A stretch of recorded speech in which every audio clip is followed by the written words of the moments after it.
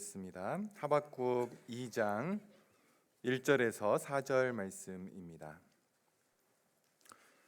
구약성경 1303면 하박국 2장 1절에서 4절 말씀 한 절씩 교독하겠습니다.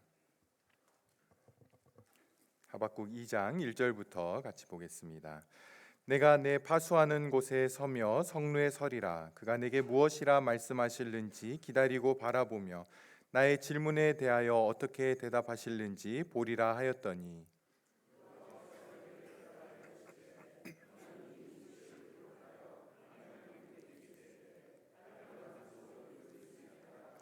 이 묵시는 정한 때가 있나니 그 종말이 속히 이르겠고 결코 거짓되지 아니하리라. 비록 더딜지라도 기다리라. 지체되지 않고 반드시 응하리라.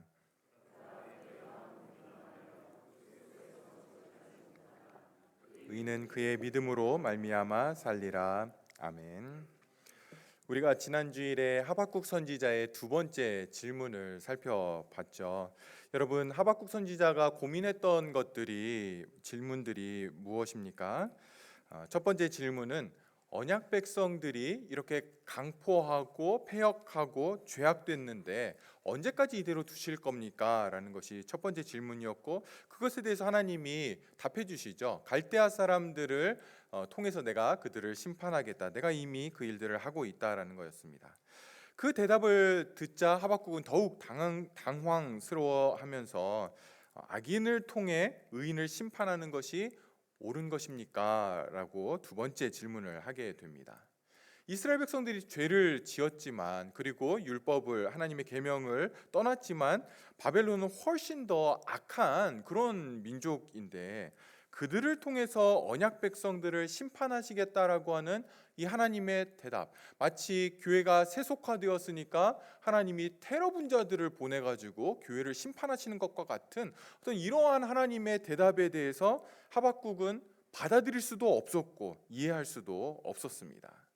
그래서 하나님께 두 번째 질문을 한 거죠. 그리고 오늘 본문이 2장 전체가 이것에 대한 하나님의 답변입니다.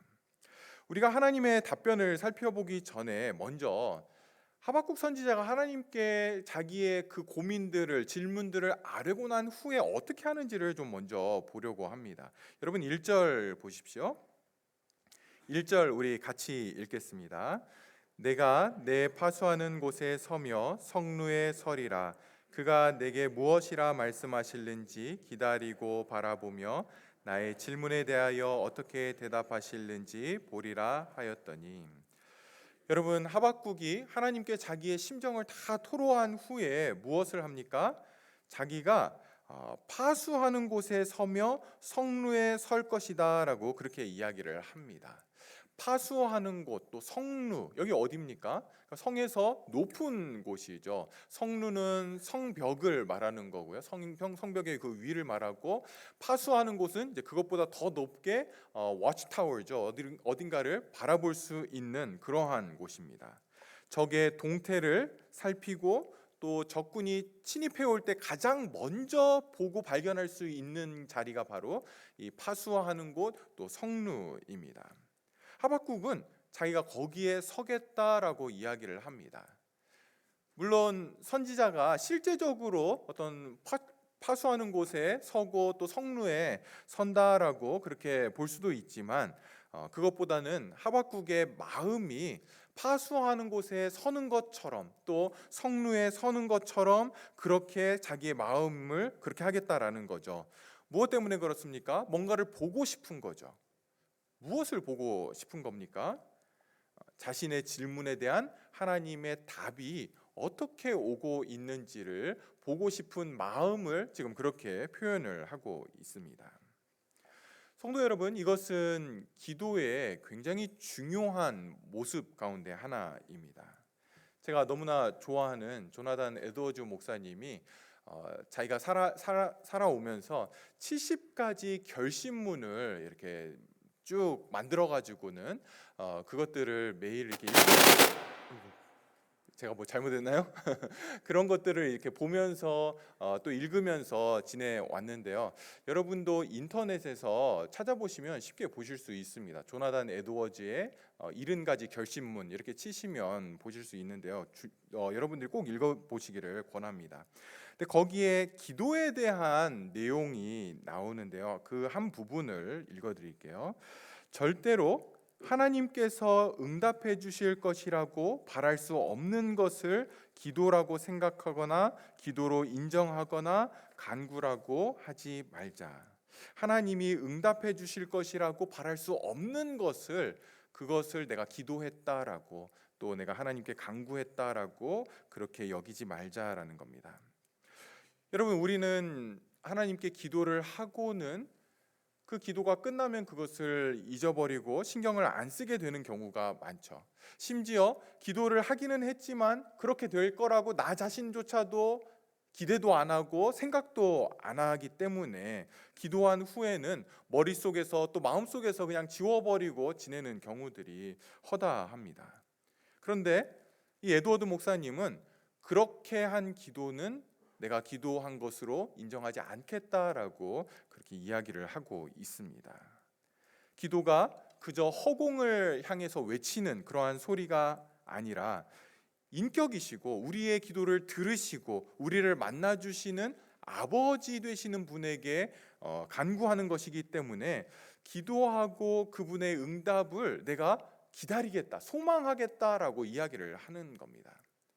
여러분, 우리가 어렸을 때 아버지에게 뭔가를 요청한다면 아버지 용돈 좀 주세요, 아니면 뭐 이거 사주세요, 그러고 나서 막 잊어버리고 그러지 않잖아요. 그러면 아빠가 예스라고 할까 노라고 할까, 아니면 이걸 언제 사주실까, 용돈을 주시면 얼마나 주실까, 우리가 이렇게 기대하고 계속 기다리잖아요. 근데 여러분, 기도는 거기까지라는 거예요. 기도를 하고 끝나는 것이 아니라 기도하고 난 이후에 하나님이 그것에 대해서 어떻게 응답하실지를 기다리고 소망하는 것, 바라는 것, 거기까지 기도라고 에드워즈 목사님은 봤던 겁니다. 사랑하는 성도 여러분, 하나님은 종종 그의 자녀들을, 그의 백성들을 하나님과 독대하는 자리로 부르실 때가 있습니다. 때로 우리의 주변의 도움들이 다 막히게 하시고 도움받을 만한 사람들을 다 옮기시고 도움을 받을 수 있는 자리들로부터 우리를 옮기시는 경우들이 있습니다. 그때는 하나님이 우리와 독대하자 이렇게 부르시는 거죠. 다른 어떤 것도 의지하지 말고 다른 어떤 사람으로부터 도움을 구하지도 말고 나랑 이야기하자, 나에게서 답을 찾으라라고 하는 하나님의 부르심입니다. 하박국은 자기의 상황과 형편과 그것에 대한 하나님의 응답을 도저히 이해할 수 없는 그런 자리, 해석할 수 없는 그런 자리에서 자기의 생각을 유보하고 자기의 판단을 신뢰하지 않고 하나님 앞에만 설 수 있는 그런 자리를 만들고 있는 겁니다. 그것은 저와 여러분에게도 굉장히 중요한 자리죠. 성도들 안에서 이런 부분들이 많이 약해진 것 같아서 참 걱정이 되는데요. 성도는 때로는 현실에서, 문제에서, 삶의 자리로에서부터 자신을 분리시켜서 하나님 앞에만 자기를 세우는 그 자리들을 가져야만 합니다. 여러분, 하나님만 기다린다라는 것, 하나님 한 분만을 기다린다라고 하는 것은 도대체 어떠한 것입니까? 하나님께 내 문제를 맡기는 거죠. 그런데 하나님께 내 문제를 맡겼다라면 나는 그 문제에서 손을 떼는 것입니다. 그렇다고 기도한 것을 잊어버리라는 이야기는 아니죠. 문제를 잊어버리면 안 됩니다. 그러면 하나님께서 응답해 주실 때 이것에 대해서 민감하게 알아차리지 못하게 됩니다.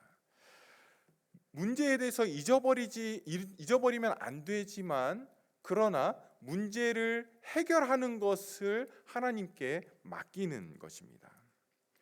우리는 종종 기도 가운데 어떤 우리의 문제들, 또 우리의 상황들, 이런 것들을 이제 하나님께 아뢰죠. 하나님, 저 이런 문제 있습니다. 하나님이 맡아주세요. 저는 감당할 수가 없습니다. 하나님께 맡깁니다. 이렇게 기도해 놓고는 다시 기도 끝나고 집에 갈 때는 주섬주섬 이렇게 다 문제를 내 안에 다 집어넣죠. 그리고는 주중에 주야로 말씀을 묵상해야 되는데 주야로 문제를 묵상하죠. 이렇게 되면 어떻게 되나? 여기다 또 이런 문제가 생길 수도 있겠네. 막 묵상하면 막 문제가 계속 이렇게 커지게 됩니다. 기도로는 하나님께 문제를 맡깁니다. 하나님 해결해 주세요. 하나님이 책임져 주세요. 이렇게 해놓고는 다시 걱정하고 고민하고 내가 방법을 찾고 이제 그런 모습들을 우리 안에서 종종 발견하게 됩니다. 근데 이런 모습들은 어떤 면에서는 문제를 하나님께 맡기지 못한 거죠. 말로는 그렇게 했지만 다시 그 문제를 내가 가지고 짊어지고 있는 겁니다. 아니면 하나님을 충분히 믿지 못하기 때문에, 신뢰하지 못하기 때문에 그래도 내가 내 문제는 걱정해야지라고 하면서 걱정을 하게 됩니다. 우리의 문제를 하나님께 맡겼다라면 어떤 면에서는 그 문제에서 우리의 손은 떼야 됩니다. 다시 걱정이 올라오고 고민이 될 때마다 우리는 의지적으로, 의식적으로 이 문제는 내가 하나님께 맡겼습니다. 하나님께 달려 있습니다. 하나님께서 해결해 주십시오라고 하면서 하나님께 맡긴 것을 우리는 분명하게 하고, 대신 우리는 어떻게 해야 됩니까? 하나님의 응답이 어떻게 올지 하나님에게만 우리의 시선을 둬야 되는 거죠. 그분이 이 문제에 대해서, 내가 이렇게 맡긴 것에 대해서 뭐라고 응답하시는지를 봐야 됩니다. 하박국처럼 문제가 아닌 하나님만 바라보는 그 자리에 성도들은 계속해서 설 수 있도록 해야 됩니다. 그런 하박국을 하나님이 찾아오시고 그리고 그의 기도에 대해서, 그의 질문에 대해서 이제 응답을 하십니다. 2절 보십시오. 2절 같이 읽겠습니다. 여호와께서 내게 대답하여 이르시되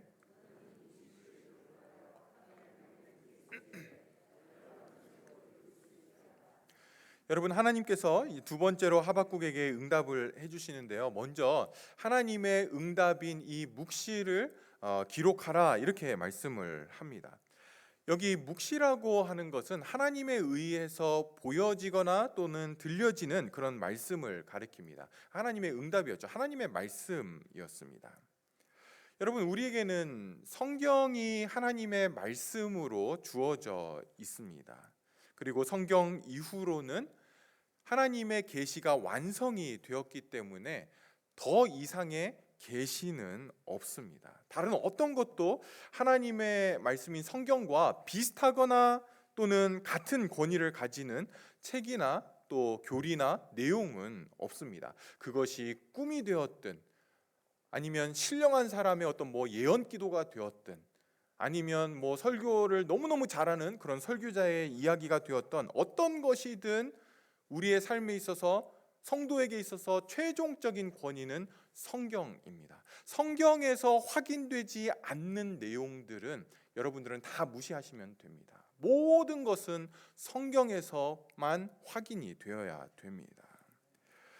여러분, 하나님께서는 하박국 선지자의 이해할 수 없고 받아들일 수 없는 현실에 대해서 묵시로, 다시 말해서 말씀으로 대답을 하고 계시죠. 여러분, 이것은 오늘날 우리에게도 마찬가지입니다.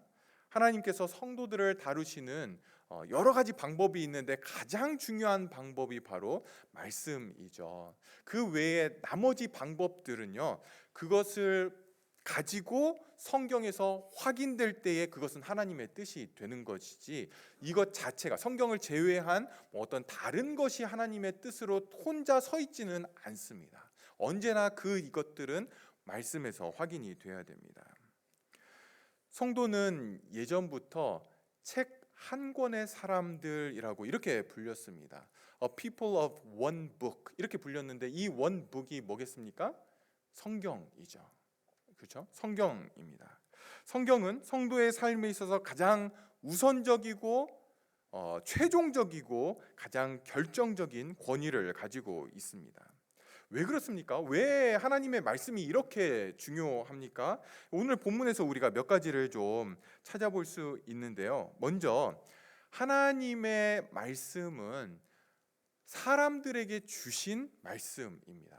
천사들에게 주시거나 또는 사단에게 주신 말씀이 아니라는 거죠. 하나님께서 하박국 선지자에게 이 말씀을 주십니다. 그리고는 이 말씀을 기록하라라고 그렇게 이야기를 하시죠. 묵시를 2절에 보시면 묵시를 기록하여 판에 명백히 새기되 달려가면서도 읽을 수 있게 하라, 이렇게 말씀을 하십니다. 여러분, 기록하라, 어떤 말씀을 기록하라라고 하는 것은 잃어버리지 않도록 이렇게 기록해 놓아라라고 하는 의미도 있고요. 또 이 말씀이 다른 사람들에게도 전해져야 한다라고 하는 그런 의미도 가지고 있습니다. 다시 말해서 하나님이 하박국 선지자에게 주시는 응답은 하박국 개인을 위한 것이면서 동시에 언약 백성들, 또 하나님의 자녀들에게 주시는, 그리고 오늘날 저와 여러분에게도 주시는 그러한 중요한 말씀이라는 겁니다. 하박국 선지자가 이 말씀을 기록하지 않았더라면 하박국서는 우리에게 주어지지 않았겠죠. 그러나 하나님께서 이것을 기록하라, 명백히 새겨라 라고 해서 오늘 우리에게까지 지금 주어지고 있는 겁니다. 그러니까 이 말씀은 하박국에게도 주어진 것이고 그 당시 언약 백성들에게도 주신 말씀이고, 그리고 오늘날 저와 여러분에게도 주신 말씀입니다. 여러분, 하나님은 말씀을 주시면서, 성경을 주시면서 그의 백성들 전체에게, 다시 말해서 공동체에게 이 말씀을 주시면서 동시에 여러분 개개인에게 주신 하나님의 편지입니다. 제가 설교를 준비하면서 처음에 이제 묵상을 하고 이제 계속 공부를 이렇게 하게 되는데요. 중요하게 생각하는 부분 중에 하나가 뭐냐면, 이 말씀이 우리 공동체에게, 여러분들에게, 그리고 각각의 지체들에게 정말 생명이고 진리이고 심령을 살리는 그런 말씀인가 하는 것이 확실해질 때까지 제가 이렇게 묵상을 하고 계속해서 공부를 합니다. 그러니까 여러분 개인에게 이 말씀이 주어진 것이다라고 하는 것이 확실해져야 제가 그때부터 이제 설교 준비를 이제 해야 되겠다, 원고를 이제 준비를 해야 되겠다라고 그렇게 생각을 합니다. 여러분, 성경은요, 여러분 개인에게 주어진 그러한 책이고 하나님의 말씀입니다. 그렇게 알고 성경 읽기를 하셔야 되는 거죠. 맥체인 성경 읽기를 하시든, 일반 소설이나 자기 개발서를 읽는 심정으로 성경을 대하시면 절대로 안 됩니다. 사랑하는 사람으로부터 받은 그런 연애 편지, 그거를 읽는 것처럼 그렇게 읽어야 되는 거죠. 한 단어 한 단어가 왜 하나님이 이런 표현을 나에게 쓰셨나, 어떤 의미가 있나, 이렇게 궁금해하면서 그런 마음을 가지고 여러분들이 성경을 읽으셔야 됩니다. 성경은 분명히 사람을 통해서 기록이 되었습니다. 인간 저자가 이 성경을 기록을 했죠. 그럼에도 불구하고 일반 작가들과 성경을 기록한 그 저자들과의 차이점이 뭡니까? 성경은 일반 저자들이, 일반 사람이 썼지만 하나님의 감동으로 쓰여진 것입니다. 그것을 쓴 사람의 어떤 배경과 환경과 지식적인 것, 정서적인 것, 그런 것들이 다 담겨 있지만, 그러나 하나님의 감동으로 이 성경이 영감으로 쓰여진 책이죠. 그래서 베드로 사도는 베드로후서 1장 20절 21절에 이렇게 이야기를 합니다.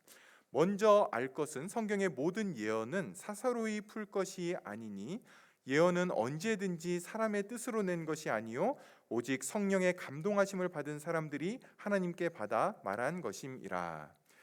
여러분, 사람의 생각으로 지어내거나 또는 고안해내는 것이 아니고 사람의 마음에서 나오고 머리에서 나온 것이 성경이 아니라 성령의 감동으로 기록된 것이 우리에게, 그리고 여러분 개개인에게 주어진 것입니다. 두 번째로, 하나님의 말씀인 성경은 그 말씀이 반드시 이루어지게 됩니다. 여러분 3절 보십시오. 우리 3절 같이 읽겠습니다. 이 묵시는 정한 때가 있나니 그 종말이 속히 이르겠고 결코 거짓되지 아니하리라.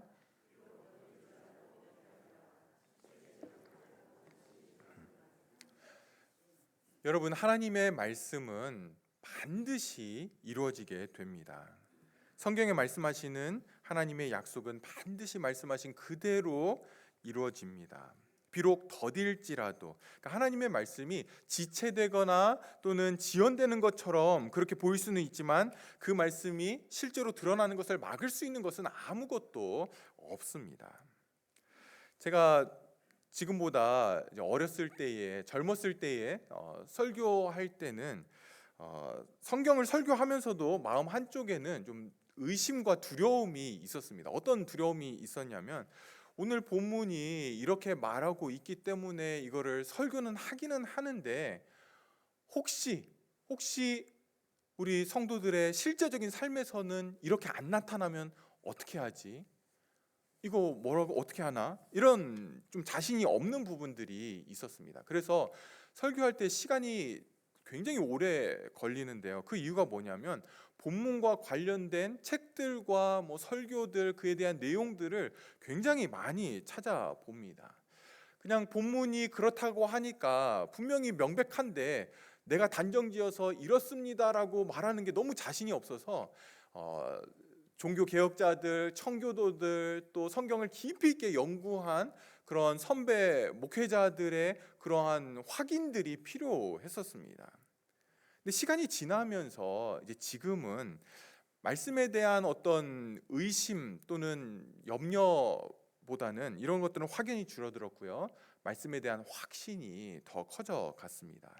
하나님의 말씀이 1.1획도 절대 틀린 것이 없구나라고 하는 이것이 계속해서 제 안에서 커져 갑니다. 그 이유가 뭐냐면 가장 먼저는 제 안에서 그것들이 확인이 되어졌습니다. 경험적으로 그것들이 확인이 되어졌고, 그리고 여러분들 안에서 함께 교제하면서 여러분들이 신앙 고백하고 또 말씀해 주시는 것들을 들으면서 진짜 하나님 말씀은 절대 틀림이 없구나라고 하는 것이 제 안에서 확인이 되어진 거죠. 그래서 저는 이제 성경이 말씀하는 거는 거의는 아니고 95%까지는 두려워하지 않고 그냥 이야기합니다. 설령 지금은 안 되더라도 반드시 이 말씀은 이루어진다라는 걸 알고 있습니다.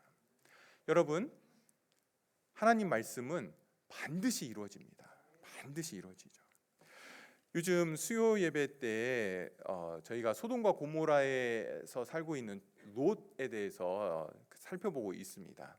이 롯이 천사들이 오면서 소돔과 고모라 성을 멸망하겠다는 이야기를 듣게 되죠. 그리고 나서 욥이 사위들에게 갑니다. 딸들과 약혼한 사위들에게 가가지고는 하나님이 곧 이 성을 멸할 거니까 빨리 떠나라, 빨리 도망가라라고 이야기를 하는데, 이 사위들이 어떻게 했냐면 성경에서 농담처럼 여겼다라고 이렇게 이야기를 하고 있습니다.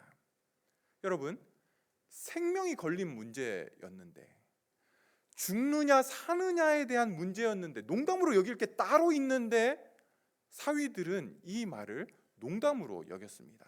여러분, 농담으로 여겼다라는 것이 막 웃으면서 아우 장인어른 농담도 잘하시네요, 이런 얘기가 아닙니다. 그냥 그거를 무시한 거죠. 듣고도 그냥 신경을 쓰지 않았던 겁니다. 돌아서서 멸망하겠어, 다른 게 더 중요하지, 아이고 이거 놓고 어떻게 그냥 가, 이렇게 생각을 했다라는 겁니다. 이것을 성경은 하나님 말씀을 농담으로 여겼다라고 그렇게 이야기를 하고 있습니다. 여러분, 제가 할 수 있는 모든 능력과 에너지를 다 들여서 설교를 준비하고 또 설교를 하지만, 들으시는 여러분이 이 말씀을 농담으로 여기느냐 생명의 진리로 여기느냐는 저에게 단 하나도 달려있지 않습니다. 전적으로 성령 하나님께서 우리 안에 은혜를 주셔서 역사하셔서 도와주셔서 우리 안에 하나님의 말씀이 생명으로 새겨지게 되는 것입니다. 그런 면에서 여러분이 설교자인 저를 위해서 많이 기도해 주시지만, 동시에 말씀을 듣는 여러분의 심령을 위해서도 정말 간절하게 기도를 하셔야 됩니다. 말씀 앞에 서는 우리 교회 공동체를 위해서 진실하게 기도를 하셔야 됩니다. 그렇게 하고 우리가 예배로 모여야 된다라는 거죠. 그렇게 하고 우리가 말씀 앞에 서야만 우리 교회가 살고 또 우리가 살게 되는 겁니다. 세 번째로, 하나님의 말씀은 정해진 시기에 이루어지게 됩니다. 3절에 이 묵시는 정한 때가 있다, 이렇게 말씀을 하고 있습니다. 여러분 여기 보시면 지금 주시는 묵시인데 하박국 선지자에게 지금 이제 응답으로서 주어지게 되는데요. 그런데 이 말씀이 이루어지는 것은 때가 있다라는 겁니다. 그것은 하나님의 말씀도 마찬가지죠. 하나님의 말씀이 지금 주어졌다라고 해서 바로 이루어지는 것이 아니라 그 말씀이 이루어지는 때가 있습니다. 하나님이 정해놓으신 때가 있고 그 때에 반드시 이루어지게 됩니다. 여러분 3절에 보시면 그 종말이 속히 이르겠고 결코 거짓되지 아니하리라 비록 더딜지라도 기다리라 이렇게 말씀을 하고 있습니다. 속히 이루어질 것이다 라고 말씀하시고 또 뒤에 가서는 비록 더딜지라도 기다리라 이렇게 말씀을 하시죠. 그러니까 앞에 속히 이루어지겠다라고 하는 것은 하나님의 관점에서 말씀을 하시는 것이고 비록 더딜지라도는 사람들의 관점에서 보는 거죠. 정한 때, 하나님의 때를 사람들은 기다려야 된다라는 겁니다. 예전에 대학생 때 아무것도 잘 풀려지지 않고 되는 일도 없어서 제가 항상 불렀던 찬송이 있습니다. 주님의 시간에 주의 뜻이 이루어지리 기다려 맨날 그러면서 도대체 주님의 때는 언제 오나 뭐 이러면서 다녔는데요. 여러분 성경에 있는 여러 인물들을 한번 보십시오. 노아는 하나님으로부터 홍수로 심판이 임할 거다 그러니 방주를 지어라 라고 하는 이야기를 듣고 120년을 기다리게 됩니다. 120년 동안 처음에는 열심히 지었겠죠. 그리고 끝났는데도 방주를 다 지었는데도 비가 오지 않는 것을 보면서 사람들이 얼마나 비웃었고 도대체 뭐 하는 짓이냐, 거기다가 산에다가 뭘 이렇게 짓고 있냐, 거기는 물도 없는데. 여러분 노아 스스로도 자괴감이 들었겠죠. 내가 120년이 지나도록 방주를 지어도 지금 비 한 방울 안 내리는데 이게 무슨 일일까, 이게 맞는 걸까, 이런 생각이 들었을 겁니다. 여러분 아브라함은 후손에 대한 약속과 땅에 대한 약속을 하나님께 받게 되죠. 그런데 하나님께서 무엇이라고 말씀하십니까? 너의 후손이 땅을 얻기까지는 애굽에서 400년 동안 지내야 한다. 그들의 압제 아래 있어야 된다라는 그런 말씀을 듣게 됩니다. 400년이 지나야 실제적인 약속이 이루어지게 되는 거죠. 예레미야 선지자는 끝없는 심판의 메시지를 하나님으로부터 듣고는 그런데 70년 후에 너희가 다시 돌아오게 될 거다라고 그 이야기를 듣게 됩니다. 그리고 다니엘은 그 예레미야 선지자의 그 말씀을 읽고는 그리고 하나님께 기도를 하게 되죠. 하나님 70년이 다 되었습니다. 그 약속 이루어 주십시오.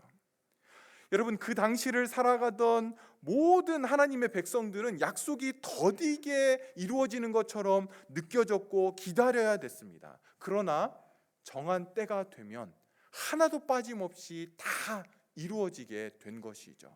여러분 하나님의 뜻이 이루어질 때에, 하나님의 때가 되면 어떻습니까? 그것이 조금씩 이루어지는 게 아닙니다. 자연스럽게 이루어지지 않습니다. 노아가 비를 기다리는데 이슬방울이 계속 내리다가 그게 이제 너무 계속 오니까 홍수가 됐다 그러지 않죠. 때가 되면, 하나님의 때가 되면 속히 이루어지게 됩니다. 출애굽하는 거 이스라엘이 그 안에서 막 힘을 키워서 저절로 출애굽합니까? 아닙니다. 때가 되면 하나님이 급하게 그분의 일들을 해 나가십니다. 바벨론 포로에서 돌아오는 것, 그 바벨론이 망할 거라고 누가 상상이나 했겠습니까? 그런데 때가 되면 하나님께서 이방 나라의 왕들을 통해서 야 너희 나라로 돌아가, 내가 그거 다 지원해 줄게 하는 그런 일들이 일어나게 되는 거죠. 하나님의 때가 되면 그 일들은 급격하게 속히 일어나게 됩니다. 성도 여러분, 오늘날 우리에게도 때로는 하나님의 말씀이 안 보이는 것 같고, 이 말씀이 진짜인가? 그냥 듣기 좋은 소리 하는 것 아닌가? 그냥 정신적인 승리 이런 거 말씀하는 거 아닌가? 이런 마음이 들 수 있습니다. 주님이 오시겠다라고 2000년 전에 말씀하셨는데 2000년이 지났는데 이거 진짜 이루어지는 것인가? 성도 여러분, 하나님의 말씀은 반드시 이루어집니다. 하나님의 때가 되면 지체 없이 이루어지는 것을 우리는 두 눈으로 반드시 보게 될 것입니다.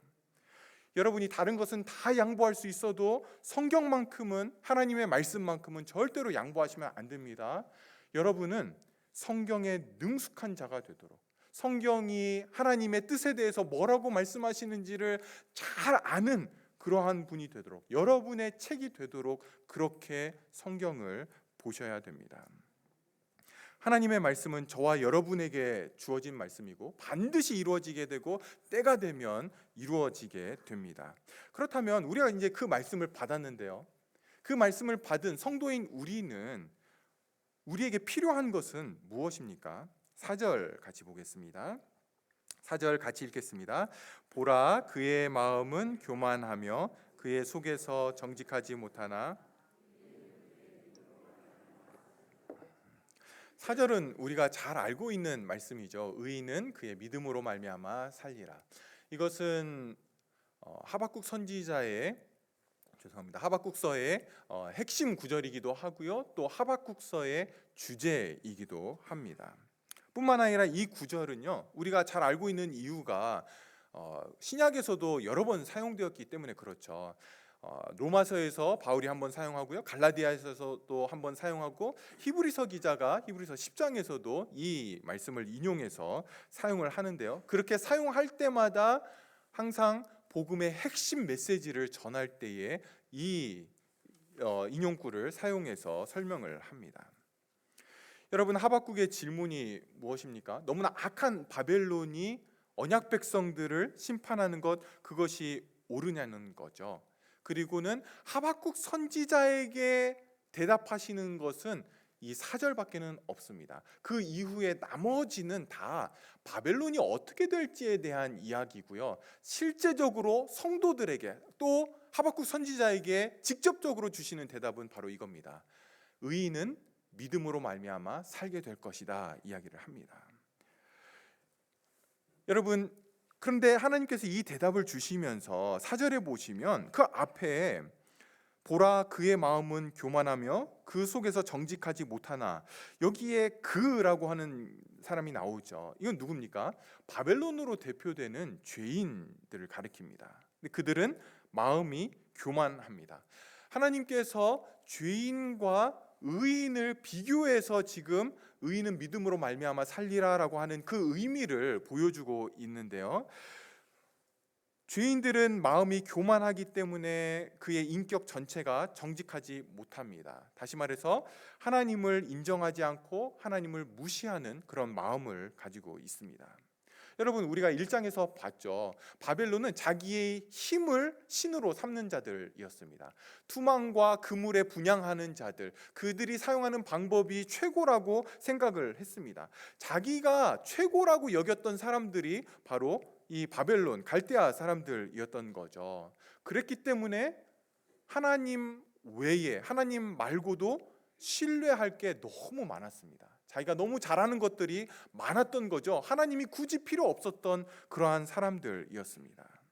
이렇게 교만했기 때문에 정직하지 못했습니다. 여러분, 이 말은 자기의 실체를 한 번도 정직하게 보지 못했다라는 겁니다. 자기가 얼마나 죄인인지 죄의 밑바닥까지 보지 못했던 거죠. 그렇기 때문에 교만했고, 그리고 신뢰할 게 하나님 말고도 훨씬 더 많았던 사람들입니다.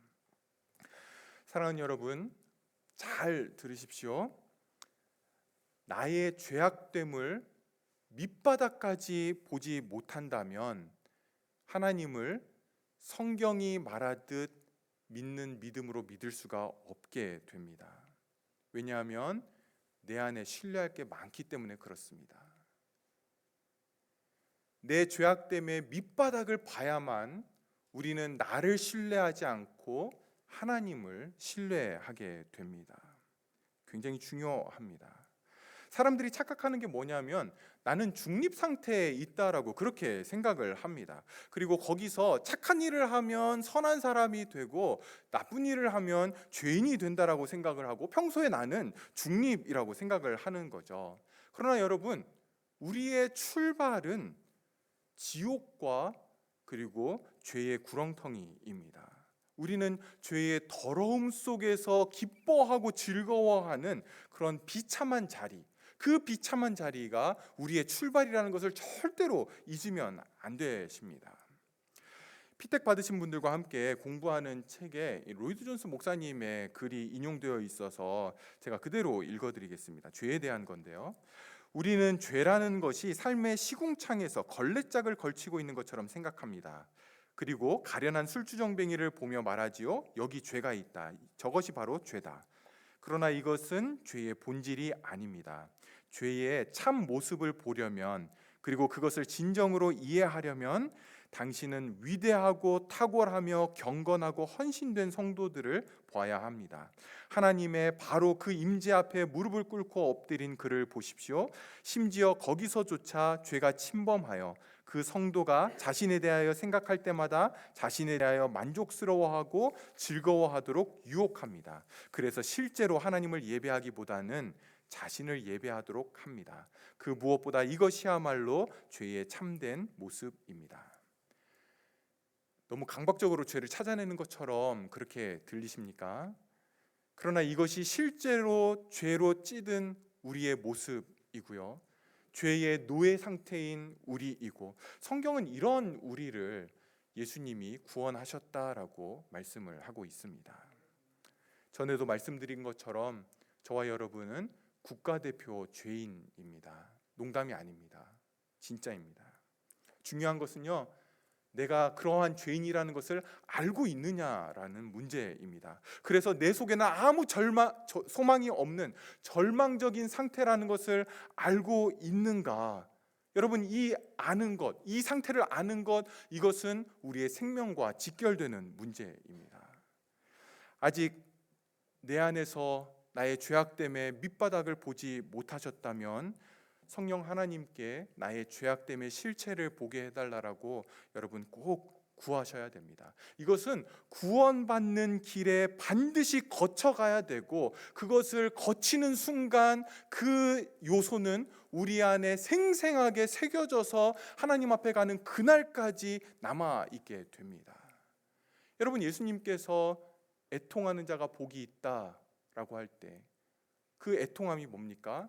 내 죄악됨으로 인한 애통함입니다. 모든 복받은 성도는 그 애통함, 죄악됨에 대한 애통함을 가지고 있는 것이죠. 여러분, 반면에 의인은 어떤 사람입니까? 의인은 그의 믿음으로 말미암아 살게 된다, 이렇게 이제 말씀을 하고 있습니다. 의인이라고 해서 죄를 하나도 안 지은 사람, 하나님 앞에 완벽한 사람, 그런 사람을 말하는 게 아닙니다. 여기 의인은 창세기 15장 6절에 나오는 이 아브라함과 같은 사람들, 아브라함이 여호와를 믿으니 여호와께서 이를 그의 의로 여기셨다라고 하는 이 의인을 말하는 겁니다. 그런데 여러분, 이 의인은 믿음 때문에 의인으로 하나님이 여겨주시는 것에서 끝나지 않습니다. 그러니까 의인은 그의 믿음으로 말미암아 살리라라고 하는 이 부분을 우리는 두 가지로 생각을 해볼 수 있는데, 해석이 두 가지로 됩니다. 하나는 의인은 그의 믿음으로 말미암아 구원을 받는다, 이렇게 볼 수 있습니다. 그러니까 의인은 믿음으로 살게 된다라는 거죠. 이렇게 해석하는 부분이 바로 바울이 로마서나 또는 갈라디아서에서 이 부분을 인용할 때에 그 의미로 이렇게 가져다가 인용을 하게 됩니다. 여러분, 지금 하박국은 하나님께서 바벨론을 통해서 유다의 죄악됨을 심판하시겠다라고 하는 말씀에 당황을 하고 있는데요. 그 이유가 바벨론이 지나간 자리는 다 씨가 말라버리는 겁니다. 초토화되는 거죠. 근데 이제 유다 안에는 아직은 하나님의 백성들이, 하나님을 신실하게 섬기는 사람들이 있었던 겁니다. 근데 바벨론이 지나가 버리면 그들도 다 같이 씨가 말라지는 거 아닌가, 진멸당하는 것 아닌가 하는 걱정이 있었던 겁니다. 그에 대해서 하나님의 대답이 뭐냐면, 그렇지만 의인은 그 상황에서도 믿음으로 말미암아 구원을 얻게 될 것이다 라고 이렇게 말씀을 하시는 겁니다. 여러분, 종교개혁자였던 마틴 루터는 이 한 구절 때문에 완전히 바뀌게 됩니다. 수도사였던 수도원에 있었던 그가 그 모든 것들을 다 뒤로하고 오직 믿음으로만 나는 구원을 받는구나라고 해서 종교개혁을 일으키게 되는 거죠. 여러분, 우리가 하나님의 진노로부터 구원받을 수 있는 유일한 통로는 믿음입니다. 예수 그리스도의 복음을 믿는 믿음이죠. 사랑하는 여러분, 우리는 우리가 예수님을 위해서 무엇을 했는가로 우리의 믿음이 좋은지 안 그런지를 말하고 싶어 합니다. 그러나 성경이 말하는 믿음은 그런 것이 아니죠. 성도는 내가 하나님을 위해서 무엇을 했는가, 그 한 일에 기초해서 하나님을 믿는 것이 아니라 하나님께서 예수 그리스도를 통해 나를 위해 한 일에 기초해서만 우리는 하나님 앞에 서게 되는 것입니다. 나를 위해서 예수님을 이 땅에 보내시고 십자가에 못 박아 죽이신 그 하나님에 의해서만 나는 사는 것이죠. 내가 하나님을 위해서 희생한 만큼 내가 천국을 누리는 것이 아니라 하나님이 나를 위해서 희생한 만큼, 그리고 그것을 아는 만큼 우리는 이 땅에서 천국을 누리게 됩니다. 하나님이 나를 위해서 하신 일을 아는 것, 그것이 우리 기독교 신앙의 믿음의 기초입니다. 이것에 대해서 아무도 우리 중에는 예외가 없습니다. 여러분이 주님을 위해서 집을 파셨건, 교회와 예수님을 위해서 평생을 다 헌신하셨건, 그것이 하나님의 의의 조건을 만족시켜 주는 것이 아닙니다. 우리는 내가 한 일이 아니라 주님이 우리를 위해 한 일에 의해서만 하나님 앞에 서는 것입니다. 그리고 우리는 거기에 붙잡혀야 되는 거죠. 의인은 믿음으로 말미암아 살리라라고 하는 의미입니다. 근데 믿음은 여기서 멈추지 않습니다. 여기 믿음을 faith가 아닌 우리는 faithfulness, 신실함, 믿음직스러운, 이렇게 볼 수가 있습니다. 그렇게 보면 의인은 그의 믿음으로 살아가게 된다라고 이렇게 이제 해석을 할 수 있는 것이죠. 이것은 히브리서 기자가 이 말씀을 인용할 때 그런 의미로 인용을 했습니다. 이때 의인의 믿음은 무엇입니까? 그 앞에 나오는 바벨론의 교만과 반대되는 그러한 모습이겠죠. 바벨론은 교만하고 거짓됩니다. 그래서 자기 자신을 신뢰하고 의지하죠. 그러나 의인은 하나님만 신실하게 붙드는 자들입니다. 믿음으로 의인이 되었다면 그에 따르는 삶이 반드시 따라와야 되고, 값없이 은혜가 우리에게 구원을 주게 되었는데 그것으로 끝나지 않고 이 참된 은혜는 우리 안에 반드시 변화를 일으키게 되는데, 그 변화의 중심에 뭐가 있냐면 바로 하나님을 신뢰하고 붙드는 것입니다. 근데 오늘 본문에서 하나님을 신뢰하고 붙든다, 하나님을 믿는다라고 할 때의 실제적인 모습이 뭐냐, 3절이 보여주고 있습니다. 여러분, 3절에서 하나님은 말씀으로 주어지는 그 응답이 결코 거짓되지 않고 더딜 수 있지만 지체되지 않고 반드시 응할 것이다 라고 이야기하면서, 그렇기 때문에 어떻게 하라고 말씀합니까? 기다리라 라고 그렇게 말씀을 합니다. 기다리는 게, 여러분, 하박국 선지자가 그냥 이를 악물고 그냥 버텨야지 이렇게 해서 기다리라는 것이 아닙니다. 믿음으로 하나님을 신뢰하기 때문에 그분의 말씀대로 신실하게 이루실 그 하나님을 바라보고 기다리라는 것이죠. 그리고 이것은 성령의 열매인 오래 참음, 또 인내하는 것, 견디는 것, 성경의 이런 모든 말씀들은 모두 다 하나님을 신뢰하고 믿기 때문에 기다리라는 것입니다. 믿음의 중요한 모습이 바로 이 인내하는 것, 오래 참는 것이죠. 여러분, 죄인들의 특징 중에 하나는 오래 참지 못하는 겁니다. 우리 한국 사람들 제일 많이 쓰는 단어 중에 하나가 빨리빨리 있죠. 외국 사람들이 제일 빨리 배운다고 하는데, 그것이 민족성일 수도 있지만 죄악된 본성에서 나오는 것일 수도 있습니다. 하나님이 그의 백성들에게, 그의 자녀들에게 원하시는 것은 하나님을 신뢰함으로 오래 참는 것인데, 우리는 빨리 이루어지기를 원합니다. 우리의 죄악된 본성이 그렇죠. 제 안에도 그런 것들이 너무 많은데요. 저는 성격도 안 좋은데 기질도 안 좋습니다. 완벽주의적인 기질이 있어서 지금 내 눈에 완벽해 보이지 않으면 너무 막 스트레스를 받습니다. 너무 힘들어요. 그래서 예를 들어 막 주보에 뭐 하나라도 틀리면 제가 막 그 주간에 못 견딥니다. 아무도 말씀 안 하시는데 그냥 스스로 이제 그렇게 하는 성격인데요. 그러다 보니까 뭐든지 빨리빨리 이렇게 되고 싶어 합니다. 그냥 그런데 이제 저를 보니까 빨리빨리 안 되는 게 있더라고요. 뭐냐면 크리스찬답게 성장하는 것, 성도답게 자라가는 것 빨리빨리가 안 됩니다. 너무 오래 걸려요. 진짜 조금 변하는데 시간이 너무 오래 걸립니다.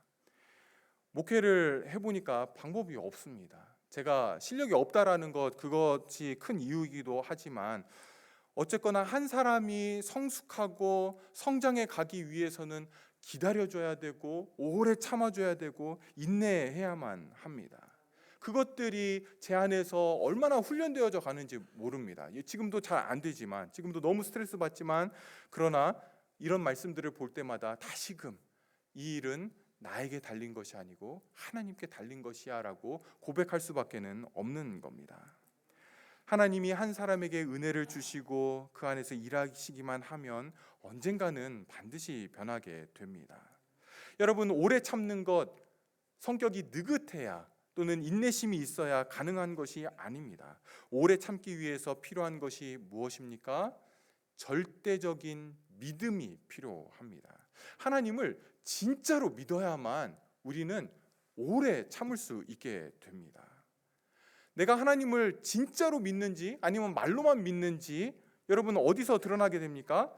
기다리고 인내하는 것에서 드러나게 되죠. 성격이 느긋해서 참는 것, 그거는 한계가 있습니다. 이거는 금방 끝납니다. 그러나 성경이 말씀하시는 오래 참는 것은 하나님을 신뢰하기 때문에, 하나님이 일하실 것이기 때문에, 하나님이 약속하셨기 때문에, 지금 나는 급해 보이고, 지금 나는 이 문제가 크고, 지금 나는 해결하고 싶지만 하나님을 신뢰함으로 오래 참는 것이죠. 하나님의 말씀을 믿지 못하면 기다리지 못합니다. 하나님의 말씀은 반드시 성취되는데 그때까지 우리는 믿음으로 소망을 가지고 기다려야 되는 것이죠. 여러분, 세상에는 오직 이 두 종류의 사람밖에는 없습니다. 교만해서 자기 자신의 실체를 보지 못한 사람과, 그래서 하나님을 의지하지 않는 인생과, 자기의 죄악된 실체를 봤기 때문에 하나님이 나를 위해 하신 일을 믿고 그 하나님을 신실하게 신뢰하며 의지하는 인생, 이 둘밖에는 없습니다. 성도의 유일하고 참된 소망은 하나님 자신입니다. 우리 안에 있지 않고 우리의 상황과 우리의 여건과 내가 가지고 있는 것에 있지 않고 오직 하나님에게만 있는 것입니다. 이 하나님을 신뢰하는 믿음에서 우리가 다 함께 더욱 자라가기를 주님의 이름으로 소망합니다. 기도하겠습니다. 하나님 아버지, 오늘 하나님께서 하박국 선지자에게 주신 그 대답들을, 응답들을 바라보면서 우리가 하나님의 말씀을 어떻게 대하고 있는지, 그리고 우리의 믿음이 어떠한지 다시금 살펴봅니다. 성령 하나님, 이 말씀이 우리 안에 생명으로 진리로 새겨지게 하여 주시옵소서. 절대로 무시하거나 나가면서 다 잊어버려지는 말씀이 아니라 이번 한 주간 우리의 마음에, 우리의 머리에 머물게 하여 주시고 깊은 묵상 가운데 하나님을 더 깊이 있게 발견하게 하여 주시옵소서. 예수님의 이름으로 기도합니다. 아멘.